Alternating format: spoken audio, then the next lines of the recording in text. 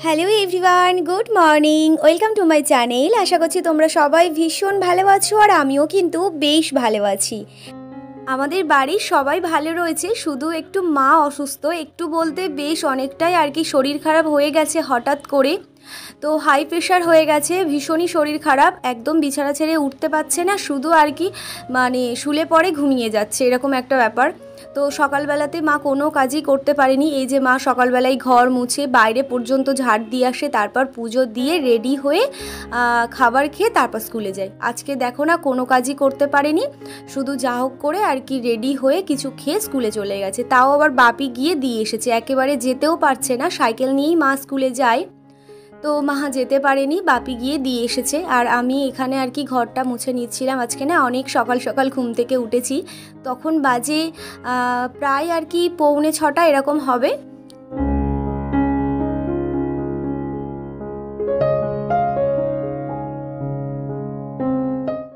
ঘর মুছে চলে গেলাম এখন স্নান করতে, প্রচণ্ড গরম হচ্ছে, তো ভাবছি কি স্নান করে আগে পুজোটা দিয়ে নিই। আজ বৃহস্পতিবার, তাই একটু আজকে শাড়ি পরেছি। এখন ওই 8:30 মতো বাজে। মায়ের না ভীষণ শরীর খারাপ, কালকের থেকে হাই প্রেশার হয়ে গেছে।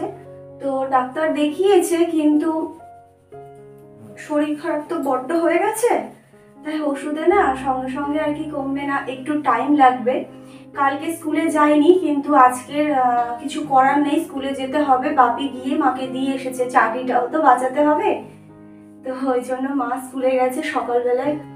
এত শরীর খারাপ, ঘর মুছে ঠাকুরের পুজো করে তারপর স্কুলে যাই, কিচ্ছু করতে পারেনি। তাই আমি আজকে সকাল সকাল স্নান করে নিয়েছি। তো স্নান টান করে, মানে স্নান করার আগে ঘর মুছে নিয়েছি। তো ঘর মুছে স্নান করে এই যে একটু শাড়ি পরেছি, আজ বৃহস্পতিবার, তো একটু পায়ে আলতাও পরবো। তো তারপর যাব ঠাকুরের পুজো দিতে। আর হ্যাঁ, আমাদের গাছে যে পেঁপেটা ছিল আর কি, তো সেই পেঁপেটা না বাকি তো 2 দিন আগে পেরেছিল, তো পেঁপেটা না একটা কাপড় জড়িয়ে রেখে দিয়েছিল, আর একদম পেকে পুরো হলুদ হয়ে গেছে। দাঁড়াও তোমাদেরকে দেখাচ্ছি, নিচে যাই, গিয়ে তোমাদেরকে দেখাবো। স্নান করে রেডি হয়ে গেছি আর এখন চলে এসেছি ঠাকুর ঘরে। কালকের বাসি ফুল সব এখন তুলে নেব। আর আজকের বলতে পারো সংসারের পুরো দায়িত্বটা আমার উপরে। আজকে নিয়ে না আমি 3 দিন হচ্ছে রান্না করব। 2 দিন এর আগে রান্না করেছি। তো বিয়ের আগে না আমি কোনোদিনও আর কি রান্না করিনি, মানে কোনোদিনও রান্না করিনি বলতে ওই হয়তো 1-2বার করেছি। তো সেইভাবে রান্না করার প্রয়োজনই হতো না, তো সেই জন্য আর কি করা হয়ে ওঠেনি। যেহেতু মা সবসময় বাড়িতেই থাকতো, মায়ের রান্না করতো। আর আমি যে কাজগুলো করতাম সেগুলো হচ্ছে ঘর বাড়ি পরিষ্কার পরিচ্ছন্ন রাখা, কোথায় একটু নোংরা হয়ে থাকবে এটা আমি একদম দেখতে পারতাম না। তো ওইগুলো পরিষ্কার আর কি করতাম।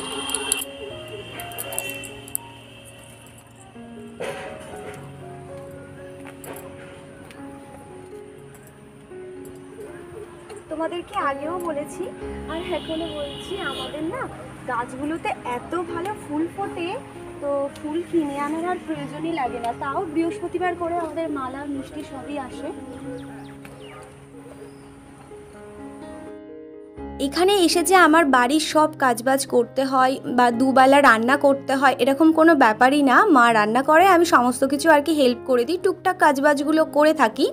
তো মায়ের শরীর খারাপ, তো সেই কারণে আর কি সংসারের 2-3 দিন হচ্ছে আমার উপর পুরো দায়িত্ব।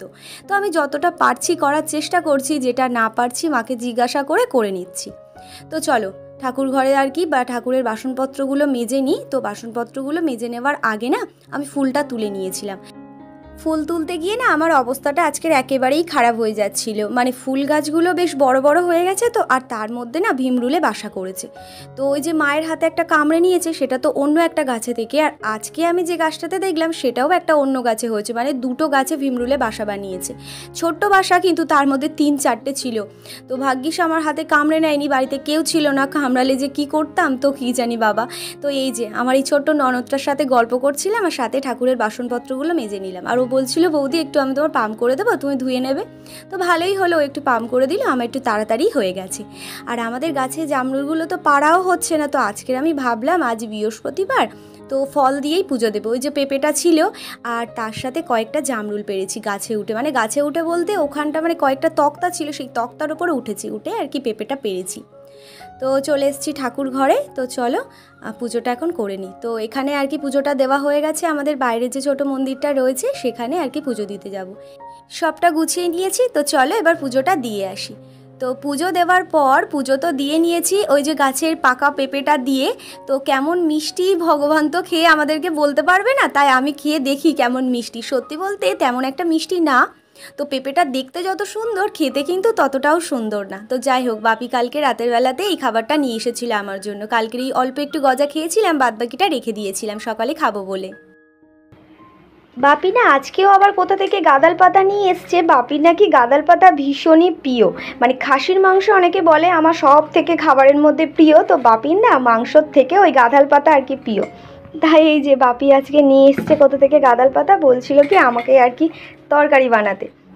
কোনোদিনও তরকারি বানাইনি গাদাল পাতার, তো আগের দিন মা বানিয়েছে আমি দেখেছি, তো দেখি সেইভাবে আর কি চেষ্টা করব হয় কি না।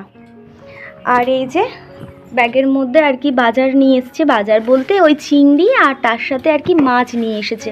এই যে চিংড়ি আর মাছ নিয়ে এসেছে, এটা এখন আর কি কেটে নেব।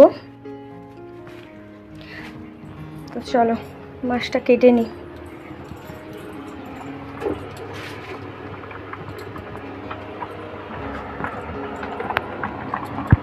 ভাতও বসিয়ে দিয়েছি, ভাতটা প্রায় হয়ে এসেছে, আর একটু আর কি হলে বোধহয় হয়ে যাবে, ভাতটাও লাবিয়ে নেব।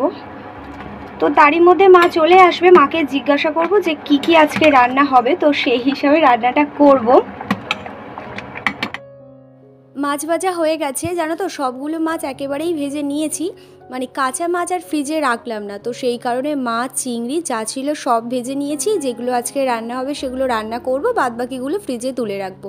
আর পটলটাও ভাজা হয়ে গেছে, এবার লাবিয়ে তরকারিটা বসিয়ে দেব। আর তরকারি বসাতে গিয়ে মনে পড়লো ছাদে আমার জামা কাপড় রয়েছে, সেগুলো তোলা হয়নি। সেই কখন ঠাকুরের পুজো দিয়েছি আর মানে জামা কাপড়গুলো ছেড়ে এই যে ছাদে একটু মেলে রেখেছিলাম, আর সেগুলো তোলা হয়নি। তাড়াতাড়ি করে তুলে এখন রেখে ঘরে তারপর নিচে যাব। দাঁড়াও তোমাদেরকে একটা জিনিস দেখাই। এই যে এই ড্রাগন গাছগুলো তো আমি আমার ওই বাড়ি থেকে নিয়ে এসেছিলাম, আর এই দেখো ছোট্ট ছোট্ট আর কি ডাল বেরোতে শুরু করেছে। এই যে দেখছো এই একটা ছোট্ট ডাল বেরিয়েছে, আর এই গাছটা দেখো, এটা এই গাছের থেকে একটু বড়। এই যে এই একটা ডাল বেরিয়েছে, আরও ছোট্ট ছোট্ট আর কি এখান থেকে ডাল বেরোচ্ছে। ভাবছি কি এবারে আর কি গাছটাকে মানে দুটো গাছ রিপোর্টিং করে ফেলবো। আমি না মানে একা একা পারবো না বোধহয়, ওই যে বোনকে আসতে বলছি, ও না এমন মেয়ে আসতেও চাইছে না। দেখি কবে আসে, আমার তো সামনে জন্মদিন রয়েছে, তো সেই সময় আসলে ওকে রেখে দেব, আর পরের দিনই আর কি গাছটা বসিয়ে নেব ভাবছি। আমার বোন আসতে চায় না, মানে এটাই, ও না কোথাও যেতে মানে কোনো কুটুম বাড়ি যেতে একেবারে পছন্দ করে না। মানে ওর বাড়িতে থাকতে ভালোবাসে, আর ওর বিছানায় ও ঘুমাতে ভালোবাসে, কোথাও গিয়ে নাকি ওর ভালোই লাগে না। তো ও এসেছিল আমার বিয়ের পরপর 2-3 বার এসেছিল, তো বেশ অনেক দিন আসেনি, ওকে আসতে বলছি না, তো বলছে যাবো যাবো, কিন্তু কবে যে আসে সেটাই এখন দেখার বিষয়। তো দেখা যাক, আজকেই ওকে ফোন করব যে বেশ অনেকগুলো ডাল বেরোতে শুরু করেছে, তুই তাড়াতাড়ি এসে গাছটাকে আমার একটু রিপোর্ট করে দিয়ে যা। দুপুর এখন বাজে 1:30, অনেকক্ষণ আগেই রান্না আমার হয়ে গেছে। মা বাপি খাওয়া দাওয়া করে এখন ঘুমিয়েও গেছে, আর ও আসবে 2:30-এর দিকে, আসলে পরে দুজন মিলে একসাথে খেতে বসবো। আজকের আমার এত কাজ ছিল, মানে সংসারের যা যা কাজ ছিল সবই আমার একা একাই করতে হয়েছে, সেই জন্য না আমি সময়ও পাইনি, জামা কাপড়গুলো কাচা হয়নি। ও বাড়ি ফেরার পরে দুজনে একসাথে খাওয়া দাওয়া করে একটু ঘুমিয়েছিলাম, আর ও ফেরার পথে নিয়ে এসেছিল আম, আর এই যে বিকেলবেলাতে আম আর একটু তরমুজ কেটেছিলাম।